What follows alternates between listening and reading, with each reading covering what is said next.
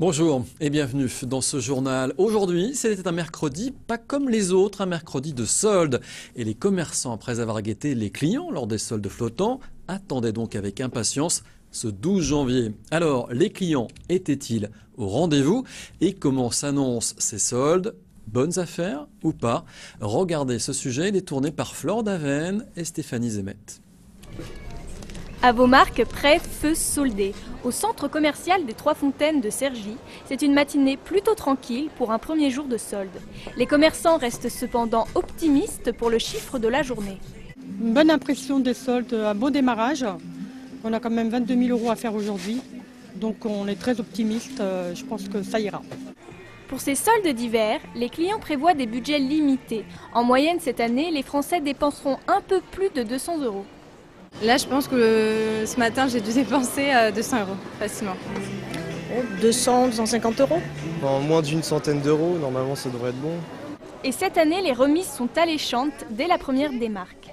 Ça va, enfin il y a beaucoup de monde, mais on trouve des bonnes affaires, c'est intéressant. J'ai acheté un beau sac.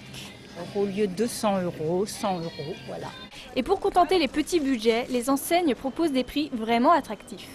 On commence à des tout petits prix, 4 €, 5 €, 7 €, voilà, pour la nouvelle collection, pour les soldes, donc ça met de l'impact.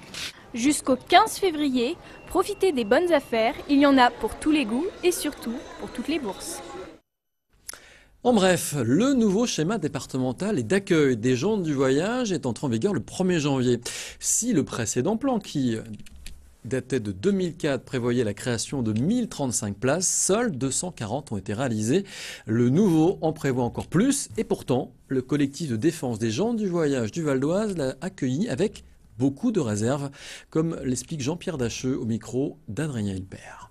Ce nouveau schéma, pas plus que le schéma de 2004, ne va régler les questions, ne fût-ce que parce que les réalisations sont de l'ordre de 25% des besoins et que, d'une part, les projets nouveaux sont ou peu ou pas financés et que les effets d'annonce, quand par exemple on suggère que les villes de moins de 5000 habitants pourraient accueillir des voyageurs pour peu qu'ils aient l'habitude de passer dans les territoires des communes concernées, ces effets d'annonce sont évidemment tout de suite réduits à néant, parce que les communes concernées, quand on les sollicite pour leur dire est-ce que vous voulez bénéficier des avantages de la loi Besson, ils répondent pas du tout, on ne veut pas de ça.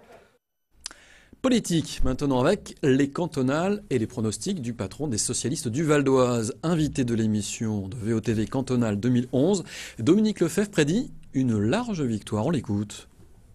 Nous reconduirons la majorité départementale et nous aurons plusieurs sièges d'avance.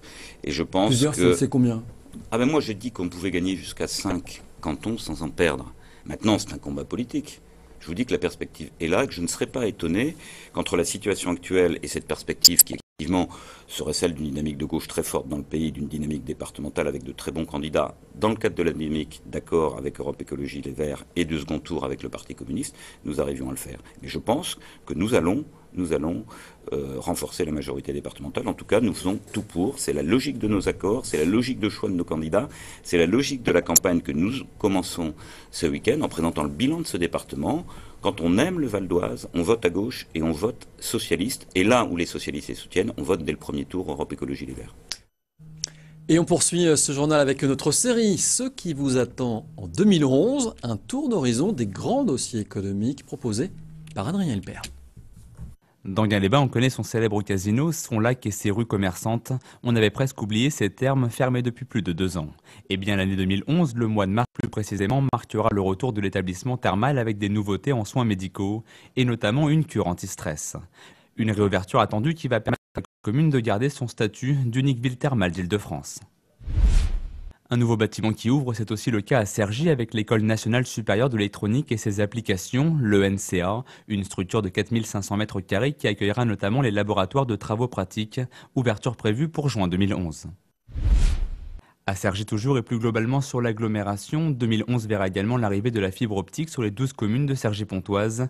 Dès l'été de cette année, les premiers foyers des quartiers les plus denses de Cergy auront accès à l'Internet à très haut débit, avant un déploiement général sur les autres communes de l'agglomération. Économiquement, en 2011, l'Est du Val d'Oise va franchir une nouvelle étape dans son développement en accueillant un centre commercial d'envergure. À la fin de l'année, une quarantaine d'enseignes s'installera à Sarcelles, une opportunité pour l'agglomération Val-de-France de relancer son économie locale.